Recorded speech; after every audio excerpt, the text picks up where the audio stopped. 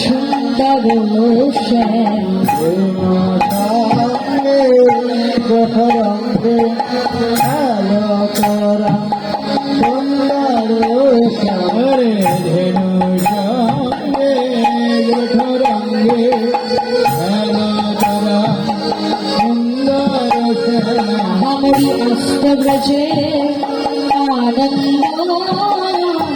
ধরে নারে হরি অষ্টব্রজে আনন্দ ধরে নারে অষ্টব্রজে আনন্দ ধরে নারে ওই গোলক বিহারী ভুলক চারি আনন্দ ধরে নারে ওই গোলক বিহারী গোলক চারি আনন্দ ধরে নারে গোলক বিহারী গোলক চারি আনন্দ ধরে নারে গোলক বিহারী গোলক চারি মুখে বল হরি হরি হরি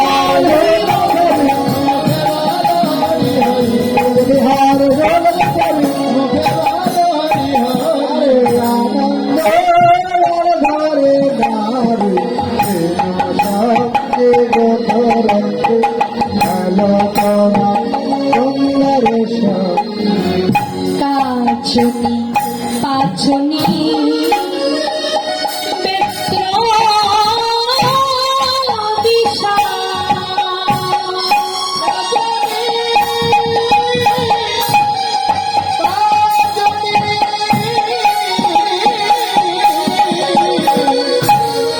পাচনি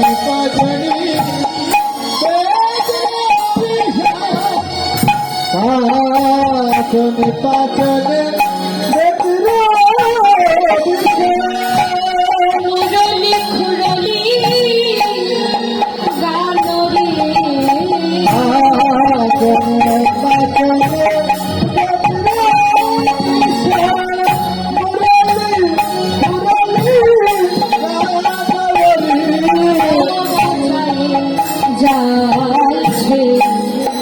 মুরলি খুরলি গানরে যাচ্ছে মুরলি খুরলি গানরি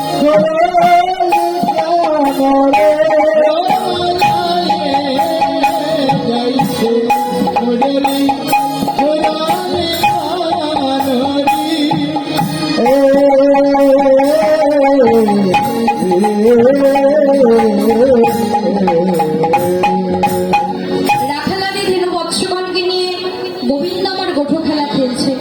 গোঠো খেলা খেলতে খেলতে মোহন মুরলীশ্বরে বংশীধ্বনি করছে আর বাঁশির সুরের মূর্ছনায় মূর্ছনায় ধেনু বৎসগণ আনন্দে নাচছে আর ধেনু বৎসের খুঁড়ের আঘাতে আঘাতে ব্রজের ধূলিকণা উঠছে আর যেন গোচারণের আনন্দে ব্রজভূমি মুখরিত।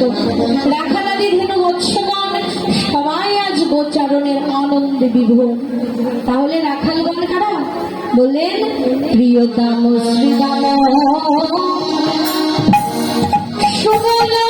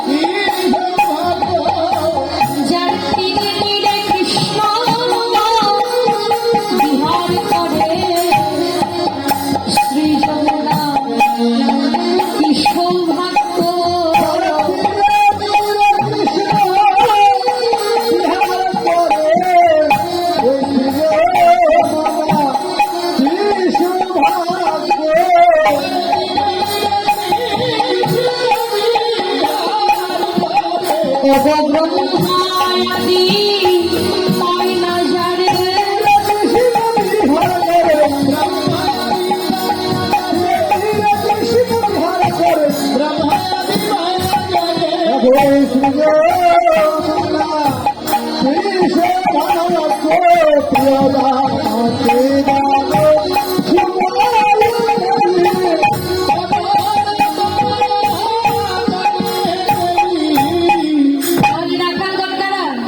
প্রিয়দাম শ্রীরাম সুবল প্রিয়দাম শ্রীরাম সুবল মিলি তপন তনয়া তীরে তিলি।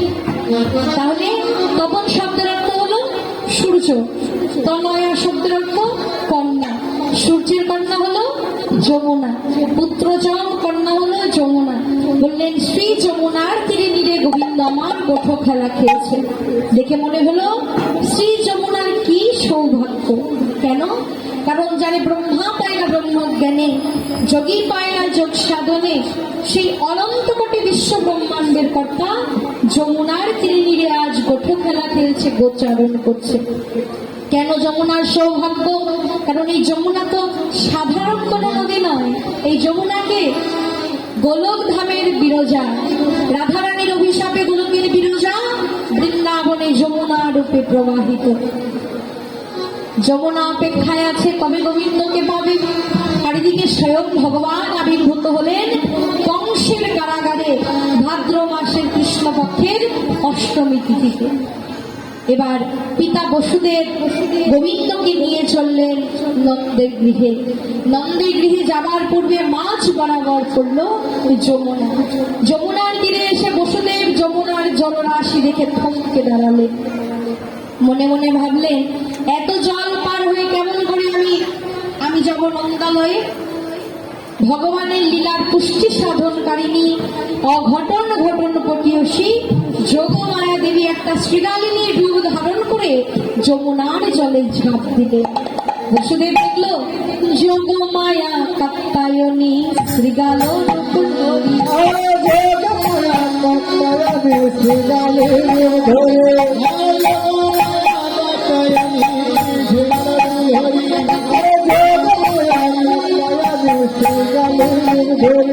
এবার যমুনা পার হয়ে যায় পথে কানা করি। আমি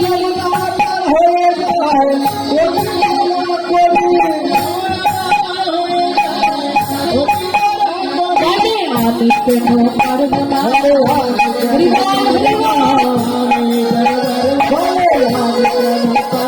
যদি শ্রীকাল পার হতে পারে আমি কেন পারবো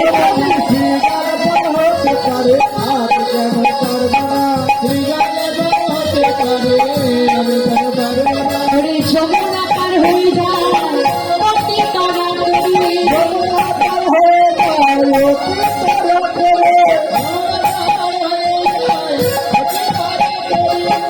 এবার বসুদেব দেখলেন একটা শ্রীগালিনী যমুনার জল পার হয়ে যাচ্ছে। মনে মনে ভাবলো যমুনায় এত জল দেখা যাচ্ছিল, কিন্তু যমুনায় যে চর পড়ে গেছে তা একটা শ্রীগাল পার হয়ে যাচ্ছে, আমি কেন পারবো না, আমিও পারবো। এই ভেবে বসুদেব শ্রীগালিনীর পিছন পিছন চলছে। আগে আগে শ্রীগালিনী যাচ্ছে, পিছনে পিছনে যাচ্ছে বসুদেব।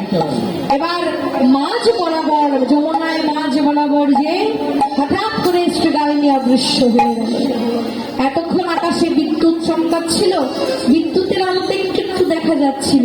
এবার বিদ্যুৎ আর চমকায় না, বসুদেব কিছু দেখতেও পারে না। তাহলে ভগবানের ইচ্ছে ছাড়া তো গাছের পাতা নড়ে না। তাহলে হঠাৎ করে ওই শ্রীগালিনী কেন অদৃশ্য হলো, আর কেনই বা বিদ্যুৎ চমকানো বন্ধ হলো? কারণ ভগবান মনে মনে চিন্তা করলেন, আমি ছিলাম কংসের কারাগারে, পিতা বসুদেব আমাকে নিয়ে যাচ্ছে পিতা নন্দের গৃহে, আমি তো স্নান করিনি, আমায় স্নান করতে হবে। এই ভেবে গোবিন্দ আমার হাত পা মুড়িয়ে যমুনার জলে ঝাঁপ দিলেন। আর গোবিন্দের জন্য অপেক্ষায় ছিলেন যমুনা। তাই যখনই যমুনা গোবিন্দকে পেলেন নিজের পক্ষে, অগ্নি যমুনা গোবিন্দকে বলছে, গোবিন্দ হে তোমায় ছাড়িয়া নাহি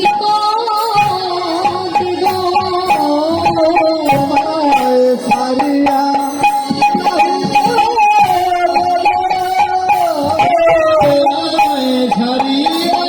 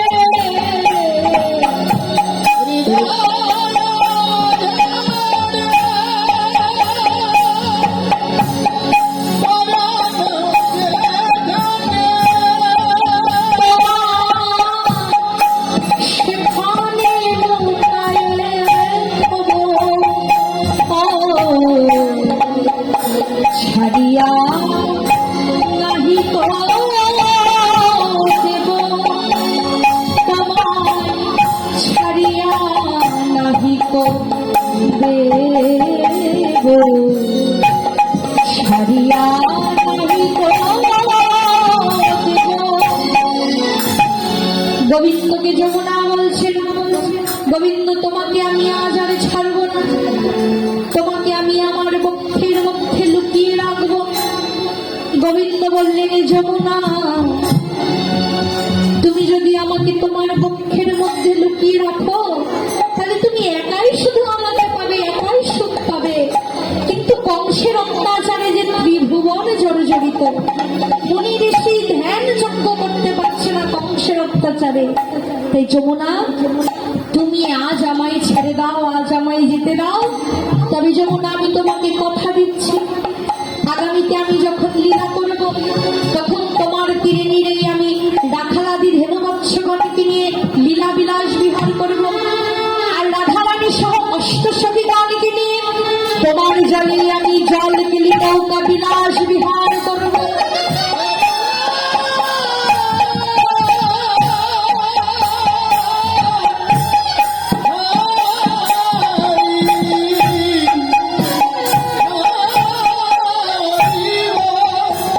এই যে গোবিন্দ প্রতিশ্রুতিবদ্ধ যমুনার কাছে।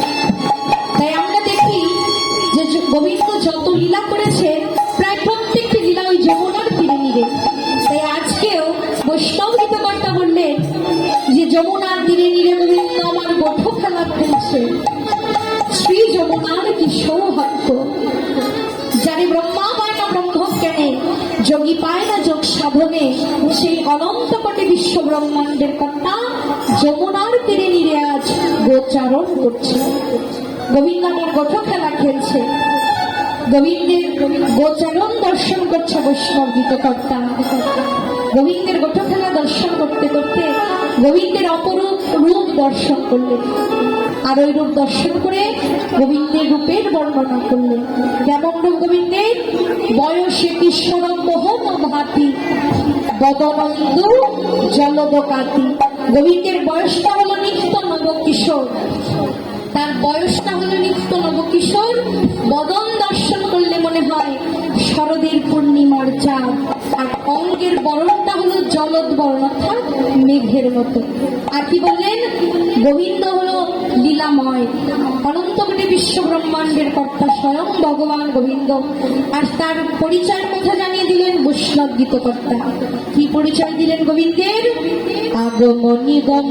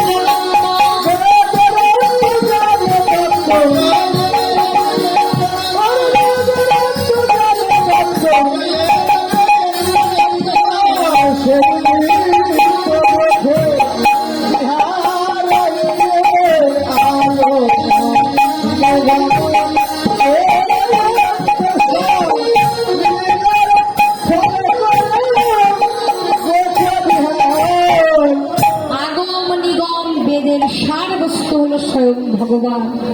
আগম শাস্ত্র, যে শাস্ত্র বলেছেন মহাদেব শ্রবণ করেছেন পার্বতী, সেটা হলো আগম শাস্ত্র। নিগম শাস্ত্র বলেছেন ব্রহ্মা, শ্রবণ করেছেন নারদ, সেটা হলো নিগম শাস্ত্র। আর অপৌরুষেয় বেদ, এই তিনের সার বস্তু হলো আমার ব্রজেন্দ্র নন্দন। আজকে সেই ব্রজেন্দ্র নন্দন আজকে লীলা বিলাস বিহার করছে, আর গোবিন্দ লীলাময়, এই লীলা বিলাস বিহার করছে গোবিন্দ। আর এই লীলাময় লীলা দর্শন করলেন কে? নসির মামদ করত হিয়া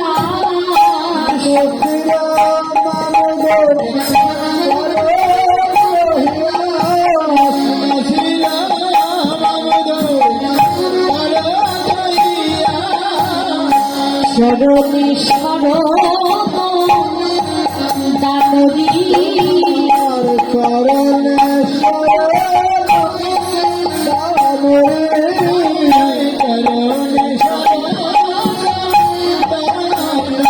আমায় ঠেলে এলো না হে, শরণে শরণ দানবী আমায় ঠেলে ফেলো না হে, শরণে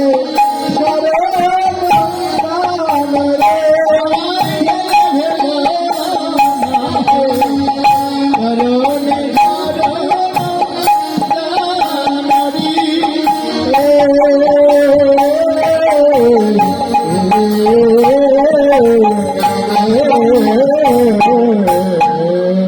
নসির মামদ তিনি বললেন, গোবিন্দ হে, তোমার চরণে শরণ নেবার যোগ্যতা তো আমার নেই, তুমি কৃপা করে তোমার চরণে শরণ নেবার যোগ্যতা আমায় দান করো।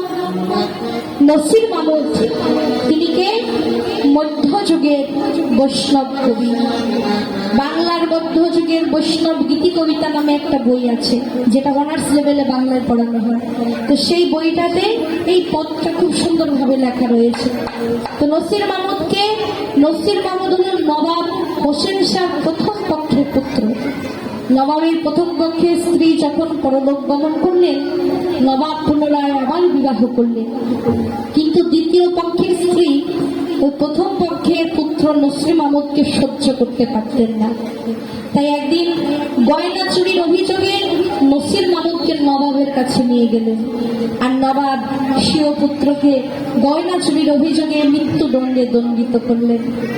একজন নৈষ্ঠিক ব্রাহ্মণ এসে বললেন, আপনি ওকে মৃত্যুদণ্ডে দণ্ডিত করবেন না, ওকে আমি আমার কাছে নিয়ে গিয়ে সুশিক্ষা দান করব।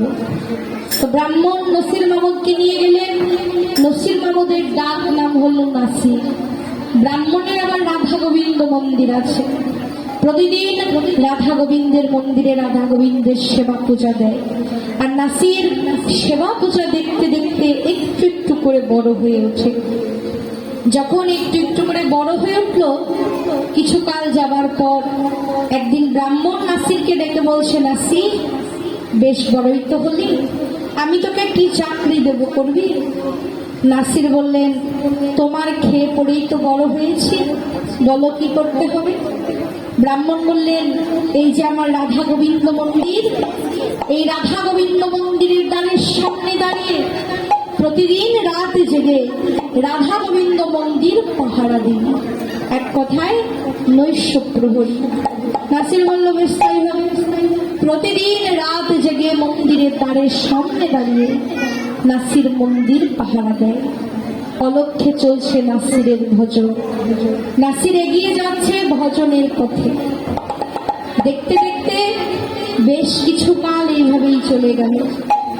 কিছুকাল যাবার পর আবার একদিন ব্রাহ্মণ নাসিরকে ডেকে বললেন, নাসির, আজ রাতে আমি তো বাড়িতে থাকবো না, তুই কিন্তু রাতে ঘুমোস না, ভালো করে মন্দিরের দ্বারের সামনে দাঁড়িয়ে আজকে মন্দির পাহারা দিবি, আমি সকালবেলা ঘরে এসে রাধা গোবিন্দের জাগরণ দেব।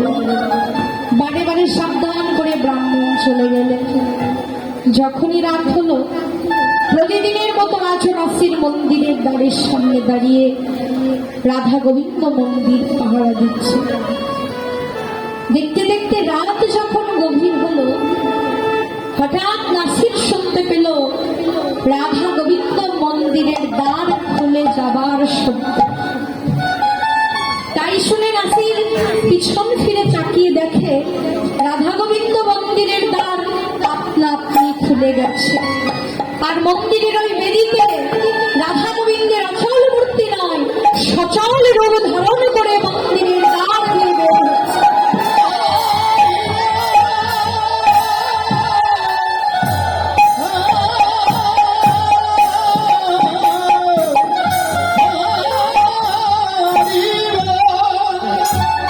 তাই দেখে নাসির দুবাহু প্রসারিত করে রাধা গোবিন্দকে বাধা দিয়ে বললেন, এত রাতে তোমরা কোথায় যাও? এত রাতে তোমরা কোথায় যাচ্ছ? গোবিন্দ বলছে, নাসির বাধা দিস না, আমরা যে কোথায় যাই তুই যাবি আমাদের সঙ্গে। নাসির বললেন, আমাকে তো যেতেই হবে, তুমি তো জানো না ব্রাহ্মণ যে তোমাদের দেখাশোনা করবার দায়িত্ব আমার কাছে রেখে গেছে। হে বৈষ্ণবগণ, অনন্ত কোটি বিশ্ব ব্রহ্মাণ্ডের কর্তা যিনি, যিনি এই অনন্ত কোটি বিশ্ব ব্রহ্মাণ্ডকে পাহারা দিয়ে রাখেন, তাকেই পাহারা দেবার দায়িত্ব করেছে আজ নাসিরের ওপর। নাসির বলছে, আমাকে তো যেতেই হবে। গোবিন্দ বললেন, বেশ, চল আমাদের সঙ্গে। রাধা গোবিন্দ চললেন আগে আগে, নাসির চলল পিছনে পিছনে।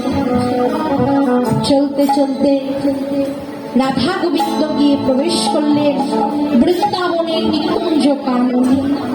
চতুর্দিক হতে সখীগণ এসে রাধা গোবিন্দকে ঘিরে ধরলেন।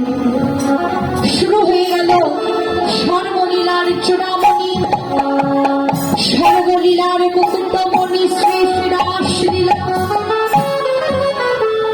রাস রজনীতে রাধা গোবিন্দ নেচে গিয়ে ক্লান্ত পরিশ্রান্ত দেহ নিয়ে আবার ফিরে চললেন মন্দিরের দিকে। রাধা গোবিন্দ চললেন আগে আগে, নাসির চলল পিছনে পিছনে। চলতে চলতে হঠাৎ রাধারানীর বাম চরণের নুপুর খানি খুলে পড়ে গেল, কিন্তু প্রাণনাথ গোবিন্দ সঙ্গে থাকায় নুপুরের দিকে রাধারানীর আর খেয়াল নেই। পিছন থেকে নুপুর খানি